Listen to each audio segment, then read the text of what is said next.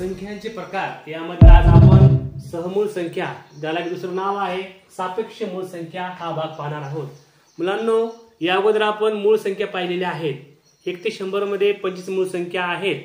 त्या मूळ संख्या आणि या सहमूळ संख्या या दोघांचेही काही घेणं देणं नाही, दोन्ही भिन्न भिन्न बाबी आहेत। लक्षात ठेवा, सहमूळ म्हणले या ठिकाणी दोन संख्या असतात, एकटी संख्या नसते।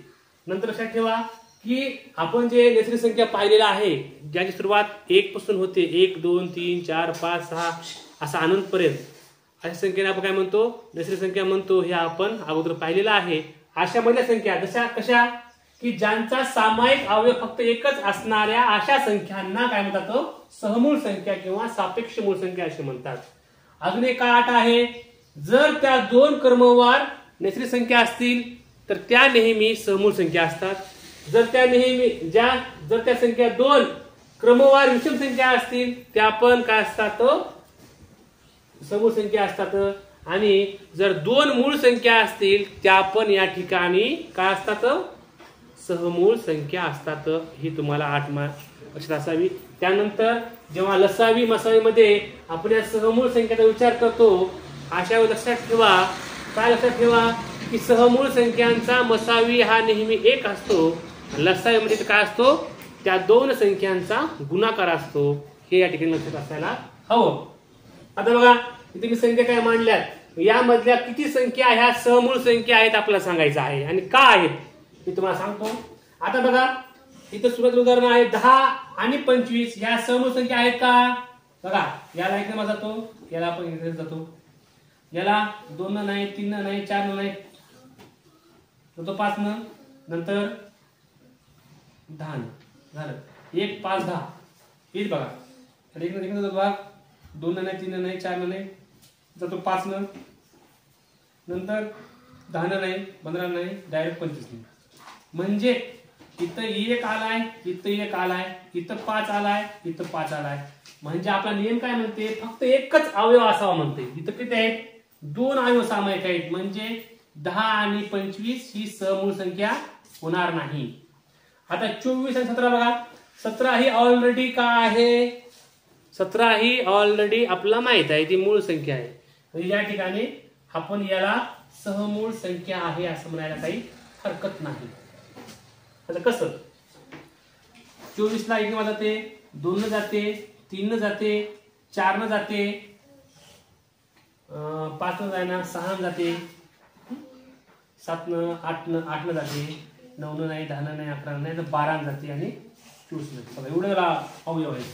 17 ला बघा 1 आणि 17 आहे, सामायिक कोणता आहे, फक्त एकच आहे, म्हणजे ही सहमूळ संख्या आहे।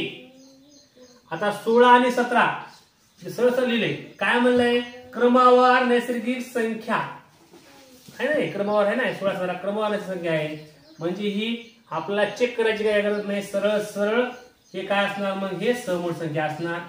आता बघा 33 आणि 16 याचा 1 आहे, नंतर याला 3 न जातो, 4 नाही, 5 नाही, 6 नाही, 7 नाही, 11 10 नाही, 11 ने भाग जातो, नंतर डायरेक्ट आता 33 म्हणा।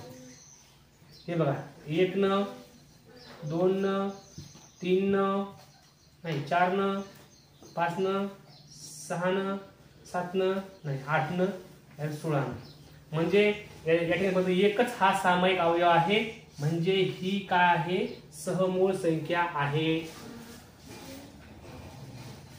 आता आणि 5 आणि 7 या दोन्ही काय संख्या आहेत, त्या ही पण मूळ आहे आणि ही पण मूळ आहे, म्हणजे या संख्या सरळ सरळ सहमूळ संख्या आहे।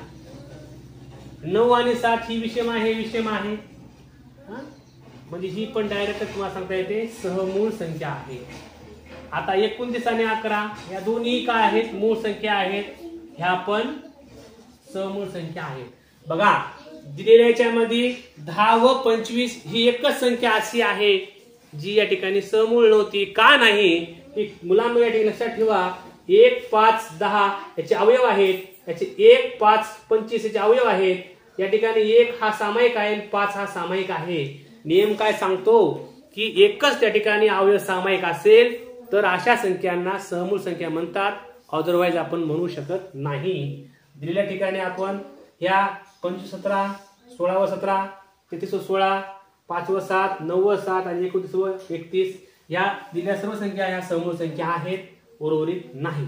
आता हा नियम बघा, जर तुम्हाला विचारलं बघा परीक्षेमध्ये कसाही प्रश्न येतो त्याला आपला उत्तर देता आलं पाहिजे. म्हणतात पण 24 व 17 यांचा मसावी किती आहे, लसावी किती आहे असा प्रश्न येतो. सांगायचं मसावी 1 आहे, लसावी का आहे 24 गुणिले 17 यांचा गुणाकार करा, लसावी हा येऊन जातो. तुम्हाला विचारला 16 व 17चा मसावी किती आहे 1 आहे, लसावी किती आहे म्हणलं 16 गुणिले 17. एकंदरीत सांगायचं झालं मुलांनो सहमूळ संख्यांचा मसावी हा 1 असतो, लसावी हा त्या दोन संख्यांचा गुणाकार असतो. एवढ्या ठिकाणी समजलं असेल, काय हरकत नाही, लिहून घ्या.